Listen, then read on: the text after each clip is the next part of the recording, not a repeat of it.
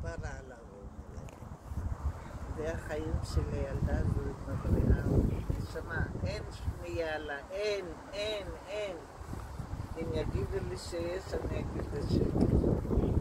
מיוחדת במינה, אוהבת, מפנקת, עוזרת, סבתא.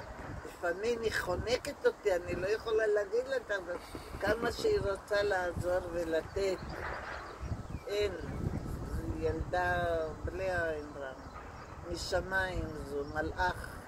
זו לא ילדה, זו מלאך, אלוהים נתן. היא אוהבת אותך באותה מידה, שמחה. ממש, היא אוהבת אותך אני מתביישת משאר הילדים. אני אוהבת את כולם. אני משוגעת, מה זה?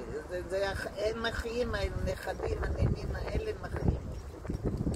אבל רונל היא ילדה מיוחדת, זה ידוע. אין שנייה לה.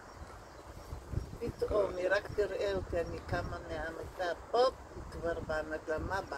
אבל קם, אמרתי לה, אז מה קמתי? למה קמתי? אמצע שלה היא קמה, היא פתאום נעמדת לי. רונל, מה אתה... אין.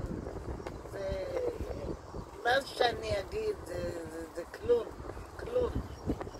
היא מיוחדת במינה, ממש כמו השיר.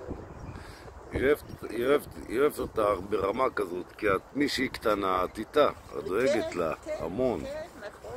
היא רגילה אלייך המון. נכון. וילדה שיודעת לתת אהבה. מאוד. ילדה שיודעת לתת אהבה וחיבוק ונשיקות. אתה יודע, היא מפרקת את זה. סקת אותי ככה יוצא, כמו ציפור. פרה עליה. אני אוהבת, אני מתה, מה זה? נכדים שלי, נינים שלי, כן. אבל זה אהבה מיוחדת. טוב, כי היא נמצאת איתך כל הזמן. את דואגת לה, את איתה. מיוחדת,